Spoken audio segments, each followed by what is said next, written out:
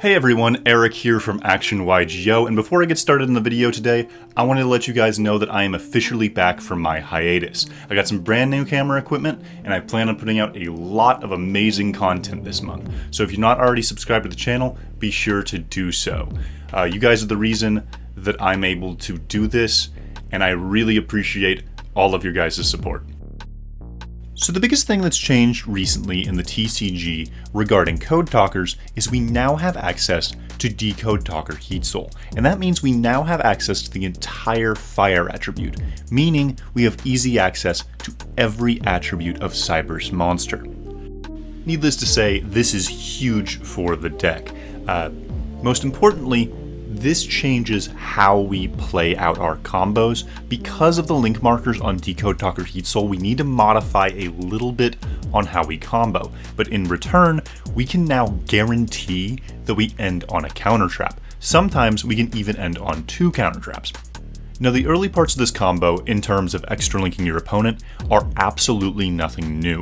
This follows the tried and true method for Code Talkers. You start with Code Talker, then you go into Transcode Talker. Transcode Talker brings back Code Talker, you make an Xcode Talker, then after that, you make a Code Talker inverted. This goes dark, earth, wind, and light in that order.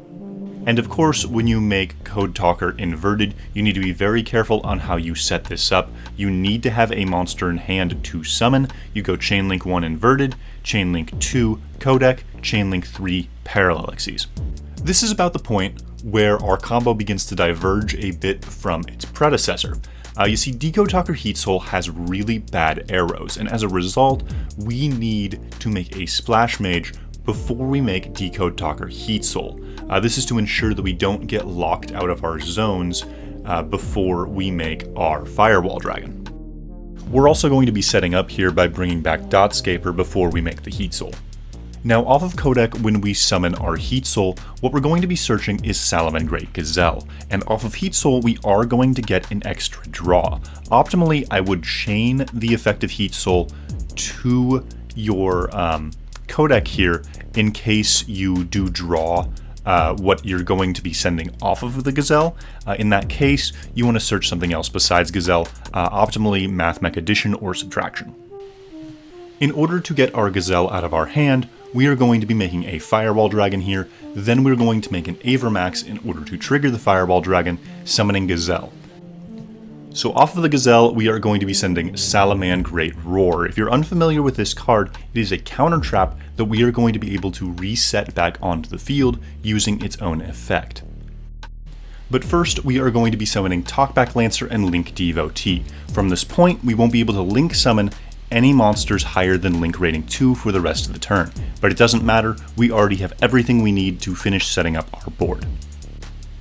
We are going to be tributing Link Devotee with the effect of Talkback Lancer. This not only brings back our Xcode Talker, it also gives us 2 tokens to work with. We are going to complete our extra link by summoning Salamangreat Baylynx and using its effect in order to search the Salamangreat field spell. Then we'll use the field spell in order to summon Baylynx with a Baylynx so that we can reset our Salamangreat Roar from the graveyard. On top of that, we'll also be summoning Lingaribo. This end board is incredibly strong. If you are able to establish this board, there's not really a lot of situations where you're going to be losing. Your opponent would need multiple Mystic Mines, or they would need to open droplets plus like 3 starters in order to really break this board.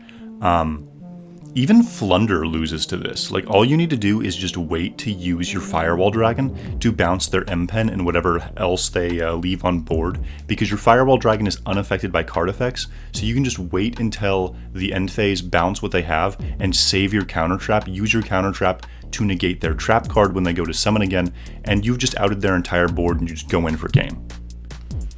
And don't worry guys, I will have an updated deck profile out for this deck very soon. Ideally, I plan on having it out next week, so if you'd really like to see that and you aren't subbed to the channel, be sure to do so, and definitely leave some likes. Haven't posted in a while, I could really use the extra bumps. Thanks for watching the video. Tell me in the comments section down below what you'd like to see next, and be sure to like, comment, and subscribe.